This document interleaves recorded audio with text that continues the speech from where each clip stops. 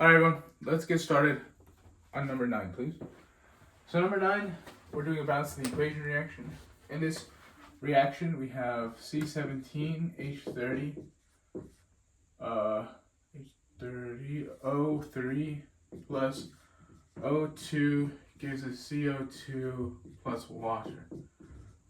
Okay, so we need to balance this equation. So what I first do is I start off with this stuff that only appears once on one side of the equation. So in this case, right, in this side we have 17 carbons. We need to have 17 carbons on this side, right? Or I guess I would ask, like, how many carbons on this side? So to get from 1 to 17, you multiply this thing by 17. 17 goes there, right? The other thing is hydrogen, though.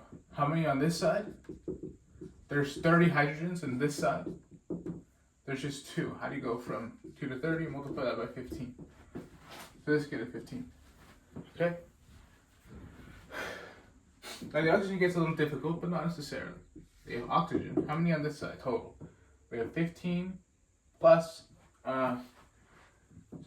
15 plus that 17.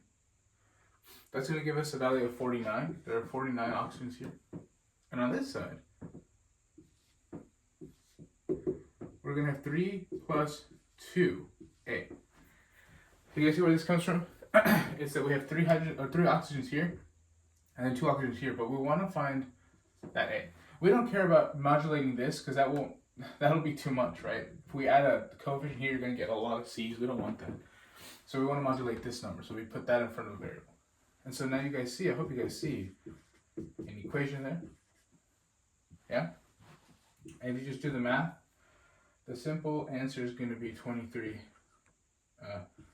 front of the O2. So 23 here. Oops, 23.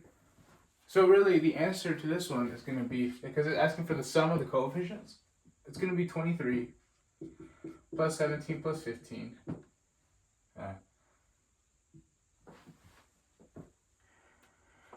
Which will give you 56.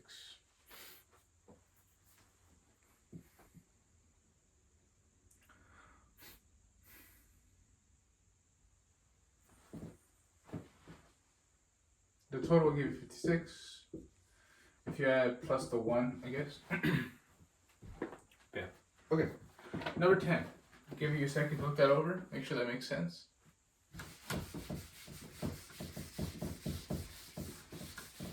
Okay. So this 3 silicon solid plus this is a chromium oxide, gives us silicon dioxide plus 4 chromium. Oh, that's bad. Silicon dioxide. There's a little guy. Okay, so it's asking us, okay, our percent yields 82%. How much do we need to make 105 grams of chromium? Okay, so we have to understand the percent yield is talking about. So what the percent yield means is that 82.0 grams of real or actual. This is actual chromium. This is the stuff that we got in a reaction container. Divided by the 100 grams of theoretical chromium. So in an ideal world, everything went well, we should have gotten 100% yield. But we didn't. We only got 82. We got 82%, right? And so how to begin this problem is, okay, it's straight up asking you, we need 105 grams, 105 grams of chromium. This is actual, right? This is how much we want in our reaction flask. So we have just established a new ratio here. So there's 82 grams of actual chromium in 100 grams of theoretical chromium. Okay? Right. When you reach that theoretical level, that's when you can do stoichiometry. We need to go to theoretical to do stoichiometry. In the actual, it doesn't matter too much because the whole percent yield is weird. When we have our theoretical, we can. And so now we can keep going, right? How do you go from grams to moles of chromium? There's 52 grams of chromium and 1 mole of chromium. Yeah. There's 4 moles of chromium, and it's looking for silicon. Is 3 moles of silicon. Right. Make sure you can get that from the equation. And then there's, in 1 mole of silicon, there are 28.09 grams of silicon. The answer to this should indeed be 51.9 grams of silicon. So make sure that, look that over a little bit, make sure that makes sense. This is the really big idea here, the theoretical versus actual. That's how I remember it, is that there's something called an actual number, which is what I get in my reaction, and this is theoretical, is what the math should tell me I get. And so you need to go from actual, which is what they want you to get, to theoretical, and go backwards to get your silicon.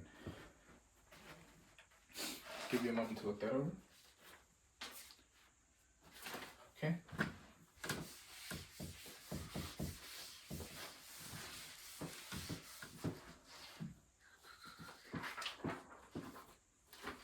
Number 11.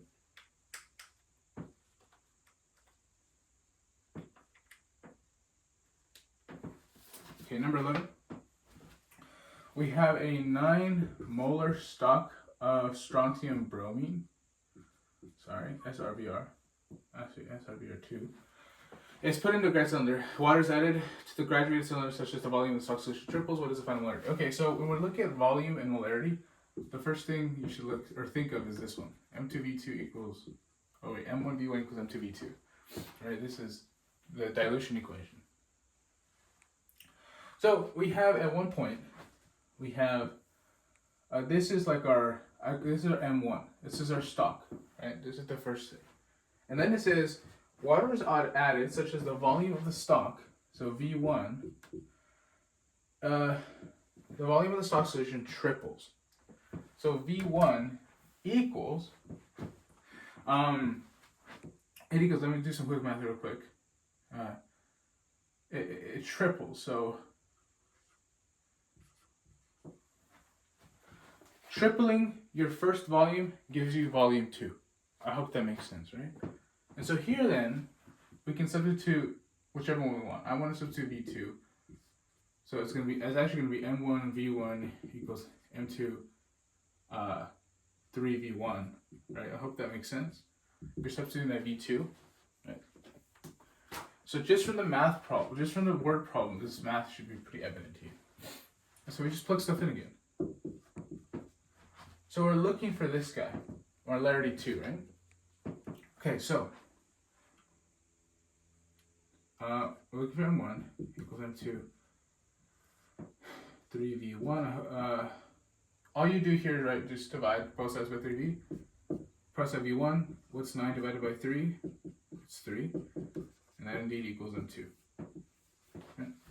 Pretty simple math problem, not too bad. I'll give you a little second look. This is what's really important here. Make sure that you understand that, okay, how the word is asking is as like, the volume of the stock triples. So this is the volume of the stock, it triples to get V2. That's your new one. Okay. The midterm has a few problems like that. Please make sure if you don't know how to do this, you can do that. Let you a few minutes. Okay. All right, let's do next. Keep going. Okay, this is another solubility question. So we want to separate, this is number 12. I want to separate this guy. What should immediately be evident to you is that this guy, the sulfide, is extremely reactive. So it'll react with pretty much anything in the form of salt. And you can find that, I think you do have a solubility, I don't know about table, but some rules here. You see sulfides right here, so compounds that are always pretty much insoluble, except for the things up here and then the group 2s. So, excuse me, but you also know that this is not reactive at all, right? So, it's asking you which can we separate. So we want to separate stuff. When we want to separate the solutions,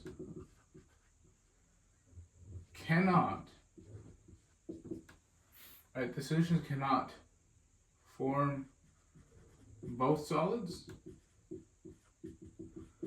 or no solid. Right, so there's two options. It can either be one, it can both of these ions can form solids, or the other option is that none of them form solids.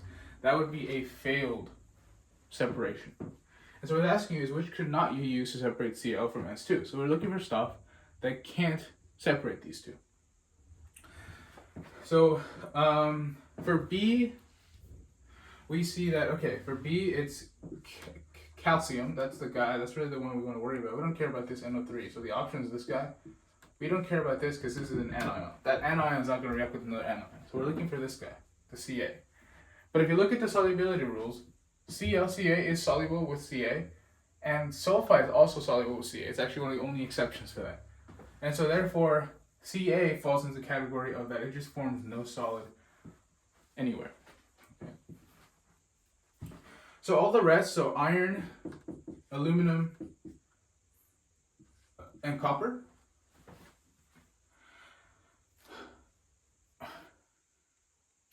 excuse me. Oh, my bad, guys. Sorry. Well, yeah, we can continue with this. So iron, aluminum, and copper, they will selectively precipitate sulfide, but not this guy. So this actually can't separate. Calcium, I'm sorry. Let that go. Excuse me, guys. Calcium.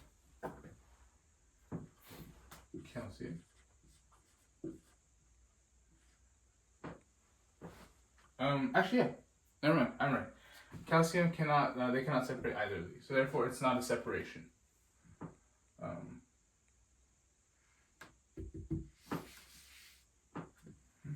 And then finally, Ag. So silver nitrate will only form a precipitate. Actually, it'll form precipitate with both, with Cl and with sulfide. So the answer to this guy is Ag. So make sure you guys are just familiar with the solubility rules. Let me give a quick look at that.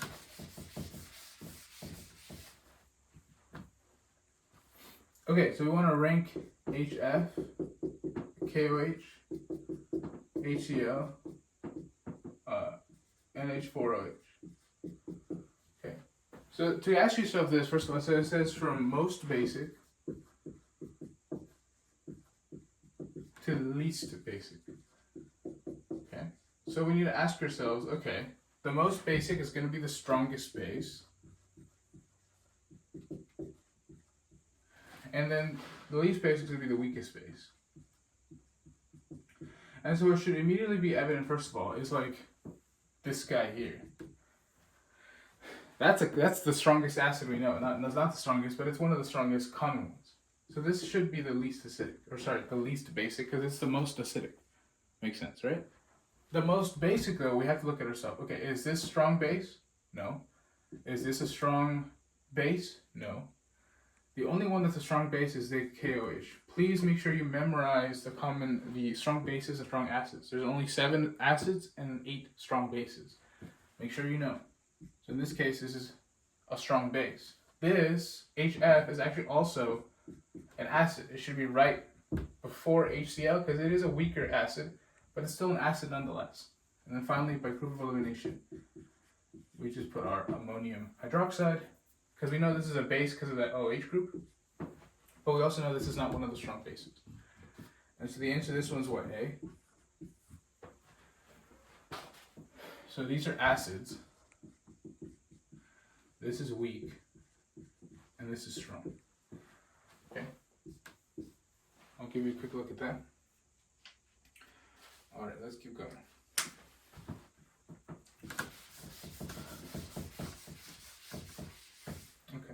Next up, at 20 degrees, so we were talking about this, at 20 degrees Celsius, the Kw is different. It equals 6.807 times 10 to the negative 15. What is the pH? So pH, question mark. Okay, so, yes, the Kw is different at different temperatures, right? Because this constant is based off a certain temperature. So, in this case, you should immediately think of, whenever you get something about Kw will always equal the concentration of protons times the concentration of hydroxides. And so, in this case, you can thought of as x and x. Because they're x, it's x squared equals Kw. So you should square root this guy. Yeah? Always make sure this is true. Right? And x is going to give you the concentration of protons, which you're then going to plug into the negative log equation.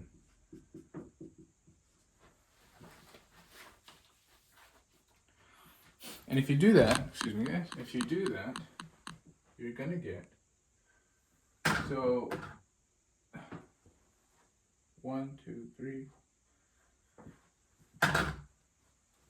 you're going to get 8.3 times 10 to the negative 8 molar HC, or H plus. It's this guy, that's what the X was. Now you just plug that in, and if you just plug that in, pH is going to equal 7.084. Right? So the big thing here is always remember that KW is this definition. That is the definition of KW. Give you a second to look into that.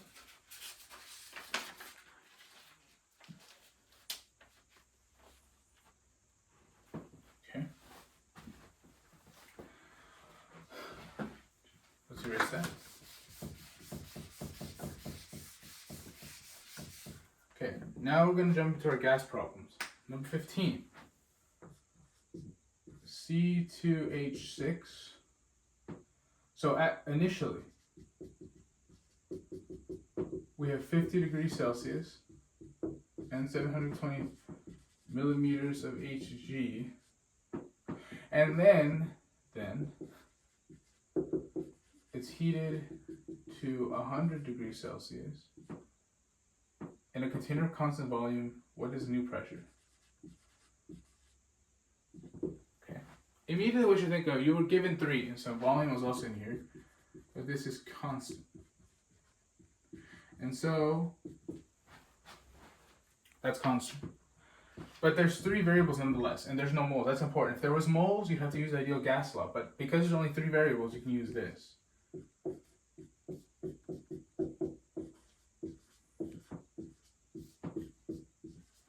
The combined gas law.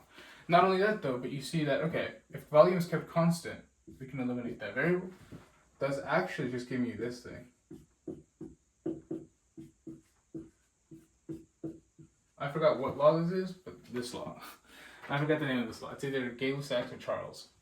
Or, yeah, Charles. One of those two. I don't know. Okay, so what I always recommend is putting everything in ATM. Or, yeah, going to your SI unit. So ATM for pressure, and then Celsius into kelvins.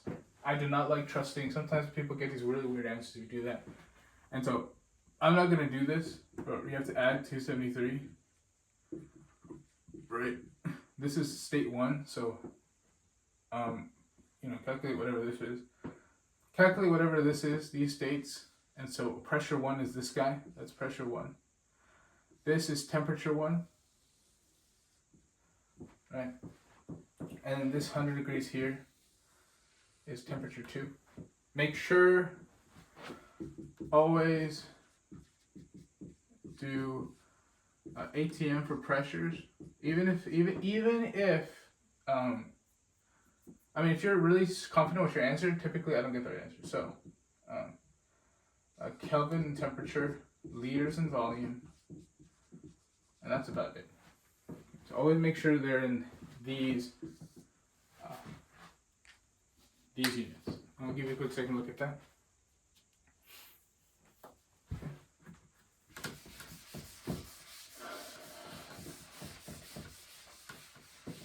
Coolio.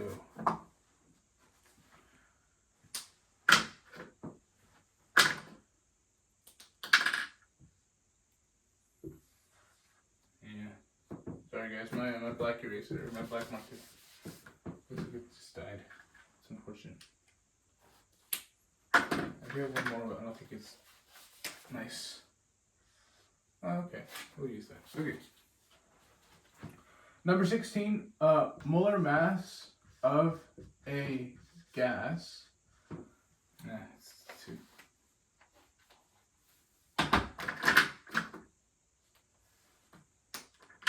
Molar mass of a gas if 10 grams occupies, so if it occupies 4.48 liters, 273 Kelvin. So we have a mass, and we're looking for the molar mass. Okay. Okay. So whenever you see molar mass of a gas, always think of the ideal gas law. Okay. But this has nowhere in it does this have mass. So try to make it into mass. And the way you're going to do that is this moles variable here. So we know that moles is just mass, or in grams, divided by the molar mass. Okay? And I can prove it to you just by this quick, simple thing here. Right? We have grams over grams per moles. How do we divide by a fraction? Multiply by its reciprocal. Right? And we cancel that out, so you're left with moles, which is exactly what happened here. So, your new equation is going to look like this. Yeah? So far, so good. Okay? Multiply both sides by MW, we get MW equals, MW times P. I'm going to divide also both sides by V equals MW PV equals MRT. M stands for mass in grams. We divide both sides by V because this is going to give us density, right? So in fact, we can get molar mass equals P MRTV. But we can stop there for this example because it gives us, so there's 10 grams of the gas, which is right here. Just put 10 in there, in grams. We know what R is always, 0.08206. Temperature, it gives us at 273 Kelvin. Okay, volume it also gives us in the liters, which is 4.48 liters. And we also know pressure. I didn't write this one down, but pressure was given to us as 1 atm. We plug literally everything in. Right, and we're going to get a molar mass. Yeah, kind of cool. Very cool, dude. Okay, and in this case, molar mass should be about 50 grams per mole. Hope that makes sense, everyone. So you can manipulate this P-V equation to give you what you want. And so if the question asks you,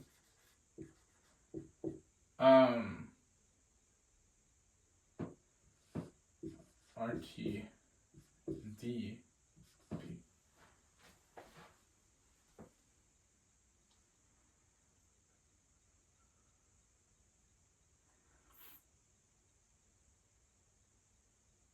Yeah, if the question gives you this, sorry guys, I was in my own head for a little bit. You can use density now. So density and molar masses are pretty easily obtained using that equation. Okay, cool. Give you a quick second to look at that. So whenever you see a molar weight of a gas, think of this guy. Think of actually manipulating your P-V equation. Take a quick look. All right.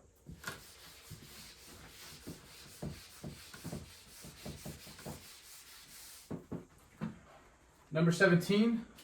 What is the equilibrium expression? Yeah, I got you. Also 2 gas, 2COCl2 plus 2Cl2. And the things for this have to be the states of the elements are very important here. Okay, so KQ will always equal products over reactants, specifically concentration of both. Okay. So on this side, you put the concentration brackets and your little element, your molecule, and any coefficient that you have, so in this case we have a 2, becomes an exponent. So the same thing for this guy, Cl2, we have an exponent of 2 because of the coefficient of 2. Divided by O2 gas, which has no coefficient, and then CCl4, which does have a coefficient of 2. Now I want you to pay attention, right? The big rule here, no solids or liquids in KQ.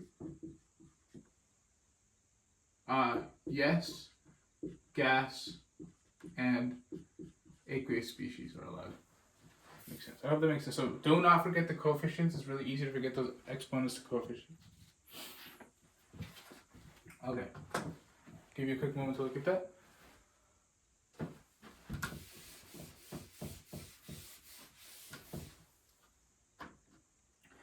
Number 18. For which reaction equilibrium does a decrease in volume of the container cause a decrease in product at constant temperature? So to make this one go a little quicker, we're just straight up going to do this. So the answer to this one is A. But why is it A? So we'll look into that right now. So first, in order to answer the question, in order to answer Le Chatelier's question, you have to create a KQ.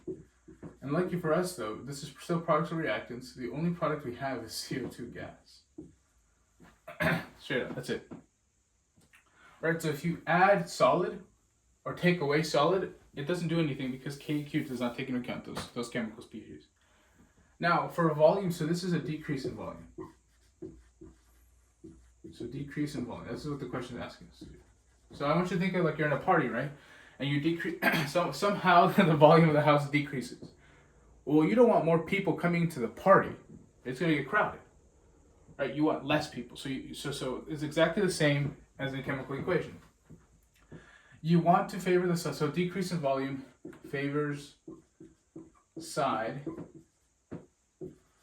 with less moles of gas, right? So let's cut the moles of gas on each side. How many moles of gas are on this side? There's no other gas. It's just 0 moles. How about this side? Nothing here. 1 mole from the CO2. So if there's a decrease in volume, it favors the reactants. In this case, it favors the reactants. This isn't always true because that number can be variable. But in this case, it favors the reactants. And so the opposite is true.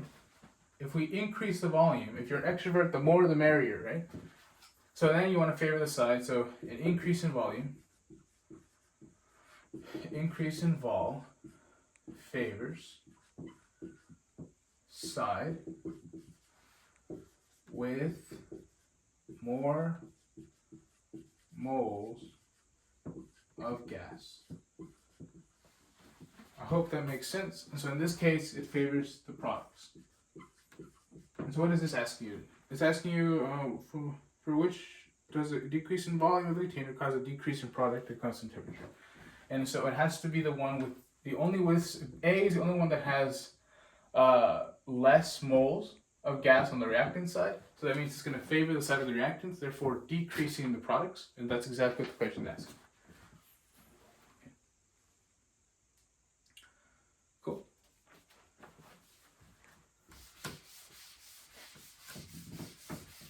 Okay, we're going to go all the way, or at least try to go the majority of the way here, to do these questions. Excuse me. Okay, so calcium oxalate, so CaC2O4, that's all. Dissolves into, well, what does it dissolve into? Well, it dissolves into Ca2 plus, and aqueous, my bad, plus, your oxalate. Oxalate has a 2- charge here. Oxalate. Okay, it dissolves in an extent of this milligrams. What is its KSP? So to find this, ultimately find this, what we need to do is this that is also the extent that is the molar solubility of all this. That is the molar solubility of this. And so what that tells us, if we look at this, right, this doesn't matter immediately. Well, we start off at 0 here, right? We add x, we get x and x. So KSP equals x squared. You guys agree? And then, because they're both from here, right? KSP equals x squared. And we also know that this x, or even this x at the same time, they can both be considered the molar solubility. So we're trying to find KSP. but we need the molar solubility to get to that. And that molar solubility has already been determined to be this guy. But is this in molarity yet? No, it's in grams per liter. It's density, really. So we need to convert 0.67 milligrams over a liter into moles over a liter.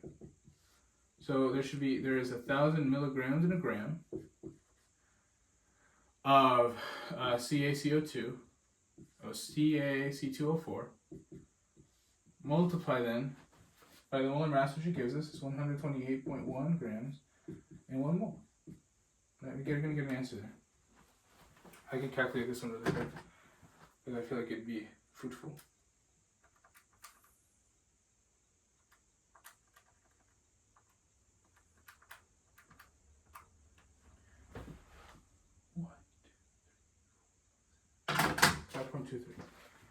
I would get 5.23 times 10 to the negative 6. And that itself is going to be x, right? And then we just plug x up here, and then KSP is going to equal that twice, which is going to be 2.7 times 10 to the negative 11. And that is KSP. So the big thing here was identifying that the extent at which it dissolves is actually just molar solubility. Okay, cool. Give you a quick moment. And okay.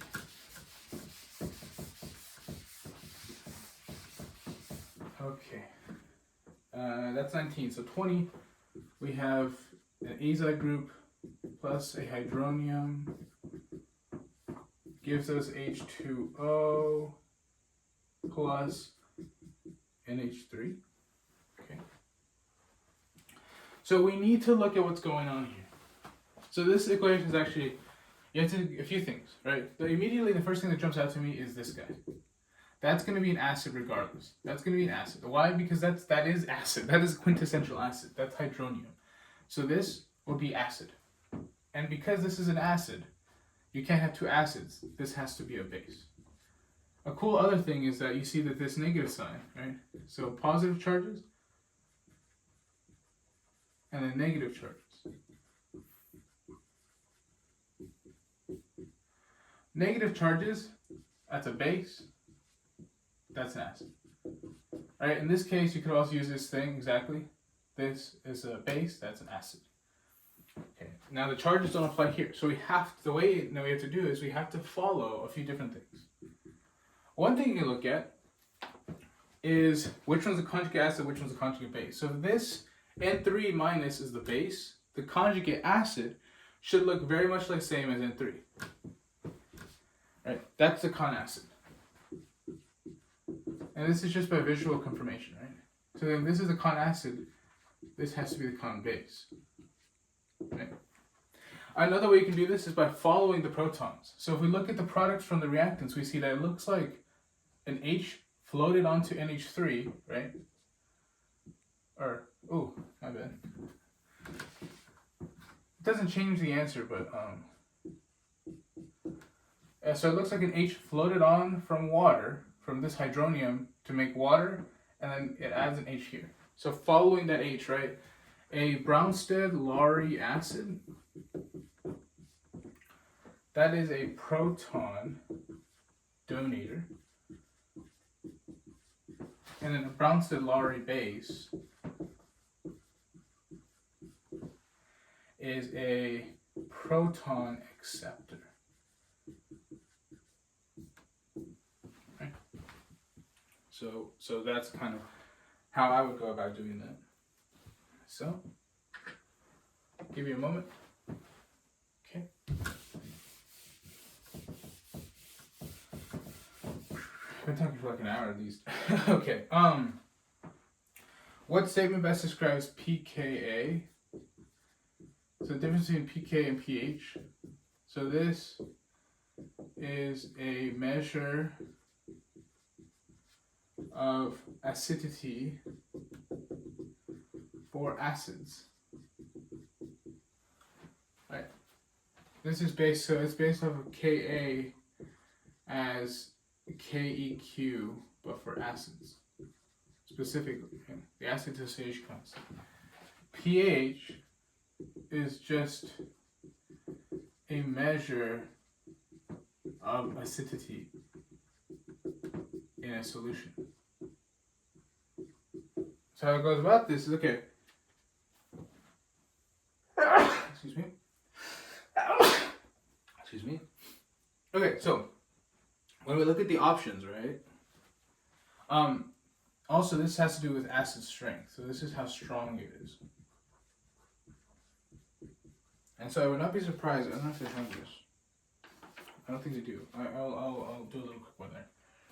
But this tells us about acid strength. This one doesn't do much. Okay, this one's just straight up how much hydrogen do I have in my solution. That's it.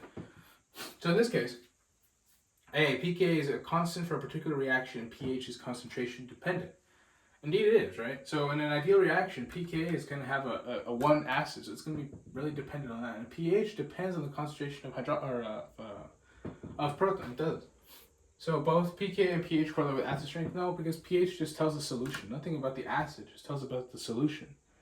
pH values are tabulated for weak acids, and pK values are calculated based on solution molarity. That's the complete opposite of what I just said. C is the complete opposite. D, pH is a measure of the acid strength, and pK is a measure of acid solution acidity. That's literally C, but now applied a little differently. It's the exact same thing, it's opposite. And then E, pK and pH are conceptually the same for a particular acid. No, pKa will always be something for one acid, but pH can depend on the concentration of H. You also want to know that Ka, so if Ka is large, that's typically a stronger acid. So that's a stronger acid. And it's a weaker base. And the opposite is true. If your Ka is smaller, you have a weaker acid and a stronger base. Yeah? So just give you a quick moment to look at that.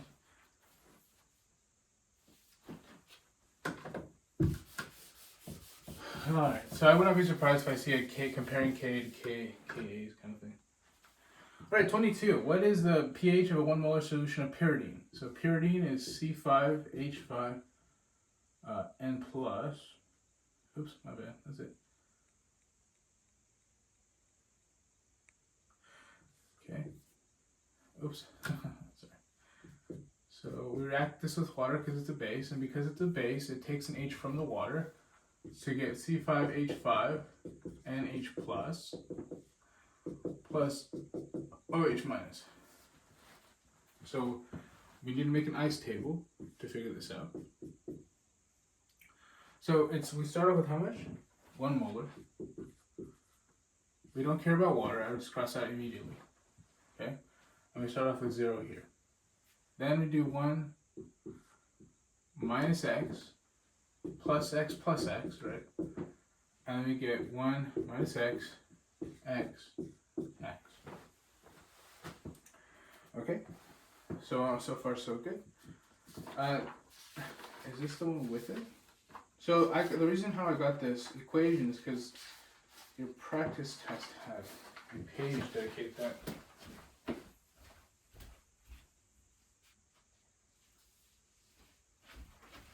Which I have seemingly misplaced, but now I have again. So we look here to see on our thing, we see that pyridine down here. The KB, which makes sense, right? Because B has to be associated with hydroxide. That has to be there. The KB for this guy is what? 1.5 times 10 to the negative 9. Okay? Don't be afraid. Do not be afraid. Right? You can go from concentration of hydroxide to concentration to pH. You can do that. No problem. You don't have to be afraid. And so we just keep writing them as we have been doing. So this H comes from this guy. That H comes from the hydroxide. And we get minus X. Right. So remember, Kb has to be associated with OH. If you see an H plus here, it has to be in Ka.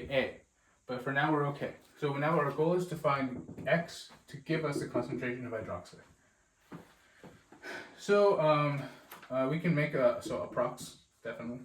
Right. So we're going to get 1.5 times 10 to the negative 9 equal x, really x squared, because that just becomes 1. So let me do this calculation really quick so that we can do a full.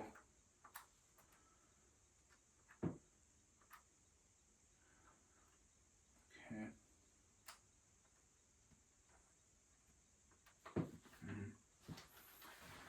So x is going to give us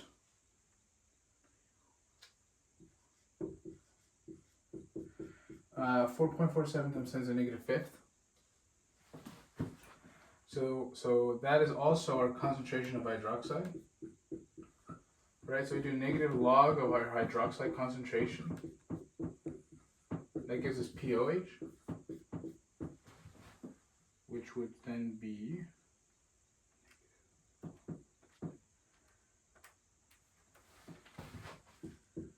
4.349, and then you just do 14 equals the pH plus the POH.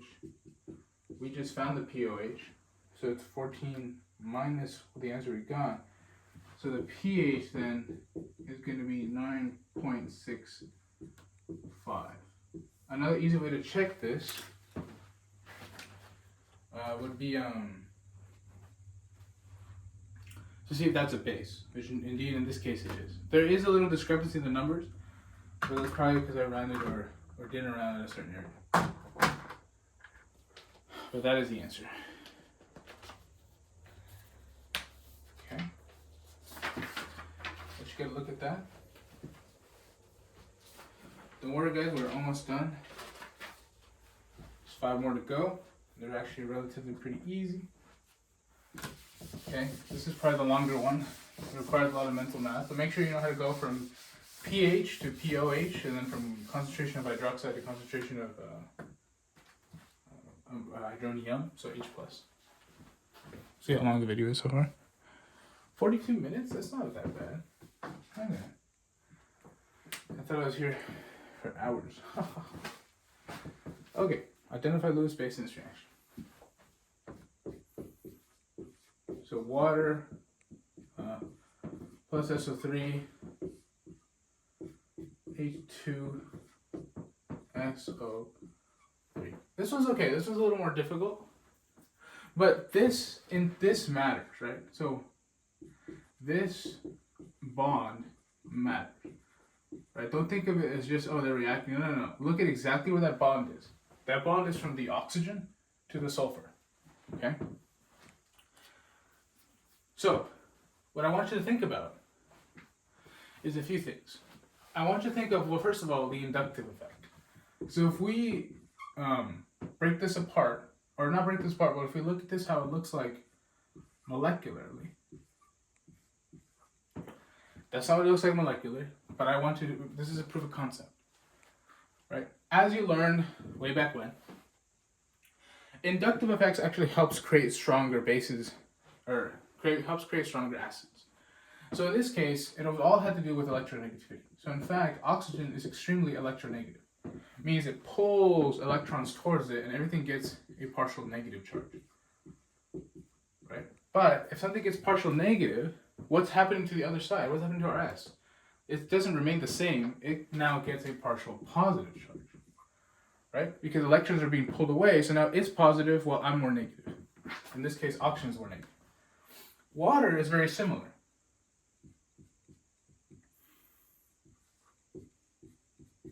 Water is very similar, right? That's what water looks like, H2O. And we know that oxygen is super electronegative, so it's pulling electrons towards it. And so what happens to our protons, our two little H's? They just become positively charged. And so I want you to pay attention to what's the interaction between these two things, right? Opposites attract. That negative goes over to the positive and attacks it. I want you to think of every negative as 2 electrons, right? If you see the 2 electrons there, the little cute ones, they attack the positive. Now we go back to our whole thing where a positive charge, that's an acid. a negative charge is a base. This is where it really comes from. This idea of Lewis acid-base chemistry, where this base donates. So now in Lewis, a Lewis acid,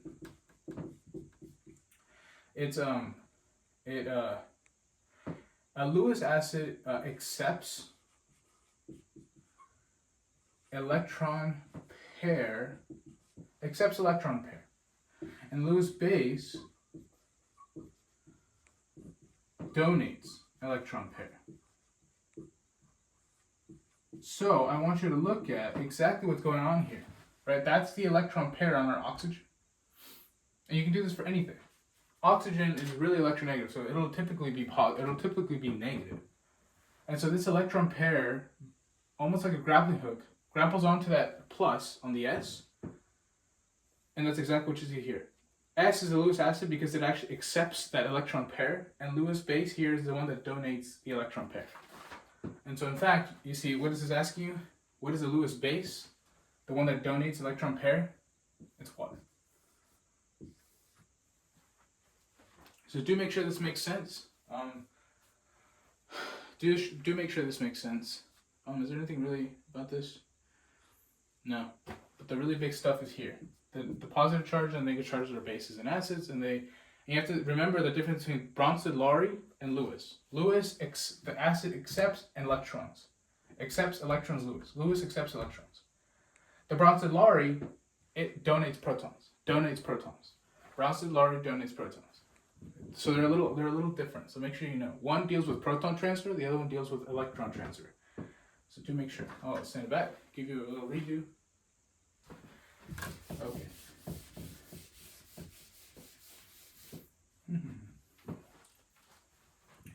So which among the following pairs is inefficient as a buffer pair? So a buffer needs, for one thing, it needs weak acids. Weak acids or bases. So immediately when you see anything with a strong acid and a strong base, be suspicious of it. Make sure you can confirm. Make sure that you can confirm there's at least one weak acid or one weak base. At least one. Okay, the next thing that matter is equal concentrations, equal consts of weak acid and conjugate base, or the opposite, right? It could be weak base, conjugate acid. Doesn't matter as long as it's the opposite, or opposite. Right. So if we look at we're gonna look at the right one of the wrong answers and one of the right answers. So which of the following pairs is inefficient? So A. Oops, that doesn't matter. And then NH4. Okay. One chloride and one hydroxide. I want you to look at this, guys, and see this is the base, this is the conjugate acid. So when we break these apart, when they get dumped into the solution, this Cl is going to dissolve completely, it doesn't matter. But this OH and this OH, this NH4, my bad, is going to react with that NH and OH, and it's going to give you stuff, right?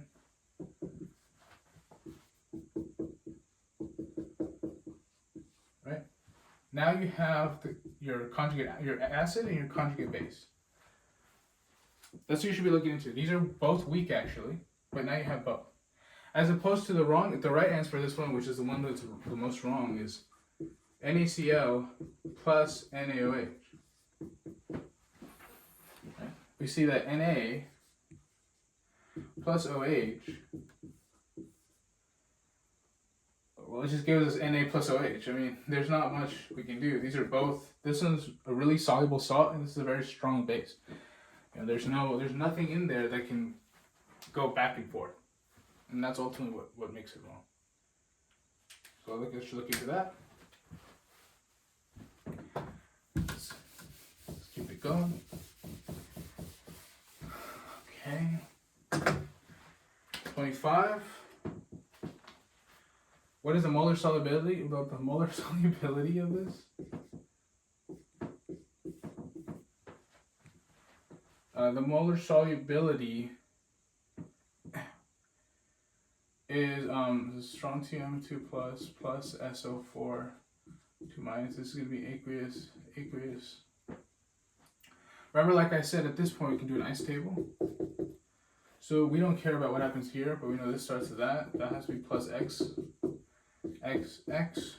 And so this x and or this x, both of them, are molar solubilities. Okay. And so KSP is 7.6 times 10 to the negative 7 equals x squared. So then x is just going to be the square root of 7.6 times 10 to the negative 7. Right? And that's also the molar solubility, and it turns out to be 8.7 times 10 to the negative 4th molar. And that is your answer. Right? So you're probably going to see at least one of these questions on the exam. Okay, make sure you understand that. Okay, 2 more. Next up, consider an aqueous solution with 0.02 molar of Pb and 0.20 molar of Ag. If concentrated ionic is gradually added,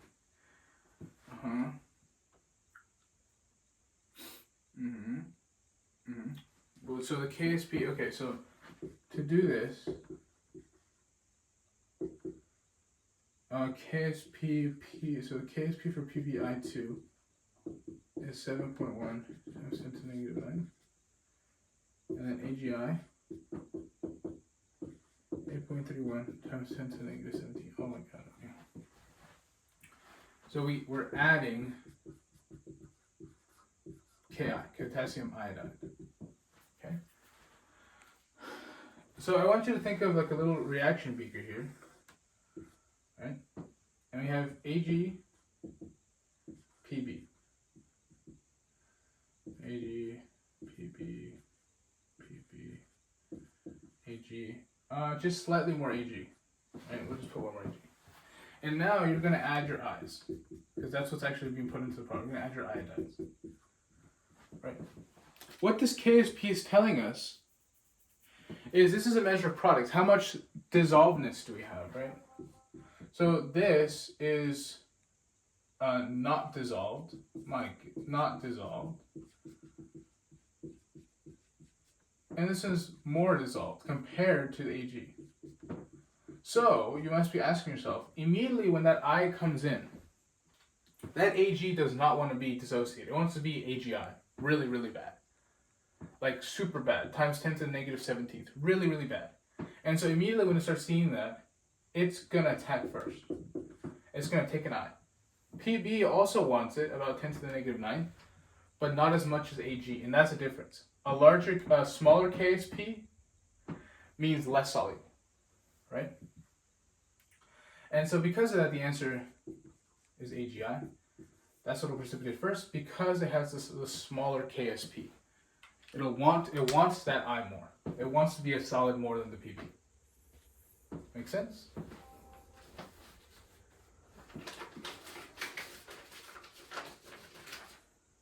Finally, the last question is going to be your complex ion formation. This requires another ice table. So first we have to write down exactly what's going on. What is the free Ag concentration? Ag mixed with this. Okay, so we see from the problem, we see what we need. So we have Ag plus NH3. This is probably also aqueous. This is probably aqueous as well. And then this is also aqueous.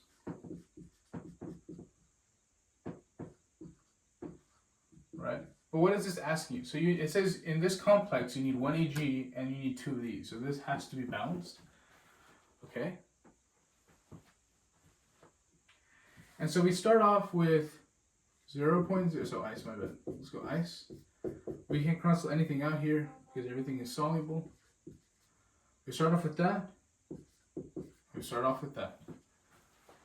Okay. This is 0. So we got minus x plus x. Okay. 0.02 minus x, 2 minus x, and then just x. Okay. And then a constant of formation is 1.6 times 10 to the 7th, which is a huge number.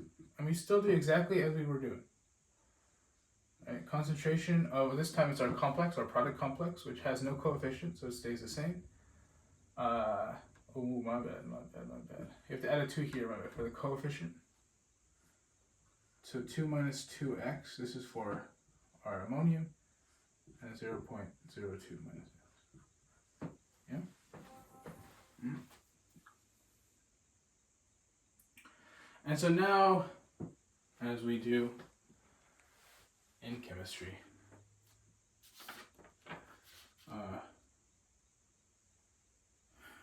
we make an approx.